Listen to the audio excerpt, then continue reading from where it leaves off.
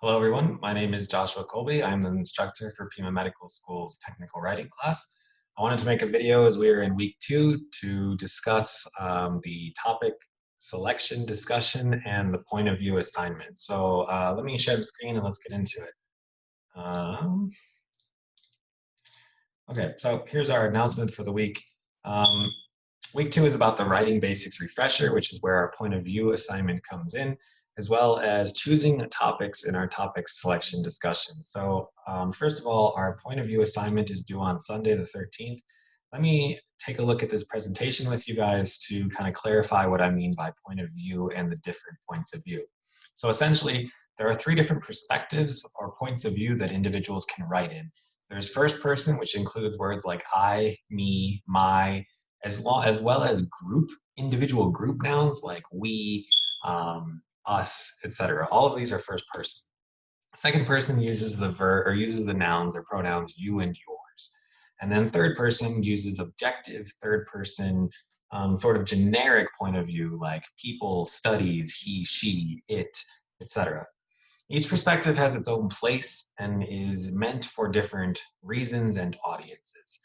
And using the wrong point of view for the wrong type of assignment or the wrong type of writing or the wrong type of audience can kind of mess things up a little bit. So first person point of view is commonly used in novels, short stories, and most often used in journals and personal writings and personal communications, things like emails and social media. First person is when we make from the perspective of the author. We write from the perspective of the author, and we make regular use of the pronoun I or we. Um, and so, for example, my name is Joshua Colby. I am an English teacher. I work for Pima Medical School. I live in El Paso. This is first person point of view. Second person point of view is a really strange point of view in that you should pretty much never use it. Using you and your is sort of assuming knowledge about your reader. It kind of puts your reader in a weird position.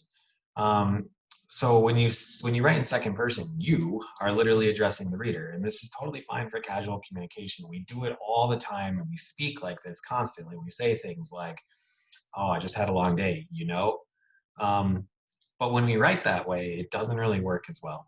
Um, so we need to be really careful not to use second person point of view. You're going to write a paragraph in second person point of view for this assignment, but beyond that paragraph, you should almost never be using the words you or your in your writing. This is a really big thing. I will deduct points for it. When you're writing formal academic writing, you and your have no place in that writing. So here's an example. Hi, wonderful. Here's an example of it being used correctly. This would be like a communication, right? Hi, wonderful student. I noticed that you did not turn in the last assignment. You have until Wednesday to do so. You don't want to lose points, so you should definitely turn this in. That is a perfect, fine way of using second person. But if you were writing an essay and you made statements that, like, you know that everyone's favorite flavor of ice cream is chocolate, well, maybe you're just assuming that about the reader. And if the problem is if the reader's got a different point of view than you, if they think differently than you, if they disagree with you, then you as a writer assuming that knowledge about them will automatically shut them down to the point where they become what is known as a hostile audience, meaning they'll disagree with your claims just because you assumed knowledge of them. So again, second person point of view, your statements, cut them out of your academic writing. Academic writing should be done in third person, ideally. No first person point of view. You shouldn't be using I, me, my, and you absolutely should not be using you, your. All academic writing should be done in third person point of view. We are going to do some writing in this class that is correspondence, email, memo stuff, and that first person with the occasional you, your is okay there. But in formal or sort of like research paper, essay writing, needs to be all third person. And the reason is that it keeps a detachment and a distance from the subject by using nouns and pronouns like people, scientists, research, they, um, and it lets us know that uh, the argument being presented isn't me, my first person opinion. It is third person objective research based, which is what we're looking for. So here's an example of a third person paragraph. Scientists have found and research suggests that third person writing is the most pleasing for allowing audiences and readers to absorb new information. Okay, so that is the point of view assignment. You write one paragraph in first person point of view. You then write the exact same paragraph in second person, so you just change the pronouns. So if the first person paragraph was, I had a long day at work, I'm really tired, but I'm excited for football, the next paragraph, second person, would be, you had a long day at work, you're really tired, but you're excited for football. And the third person would be, Josh had a long day at work, he is really tired, but he's excited for football, third person. Okay, so that's the point of view assignment. Now let's talk about the topic selection discussion.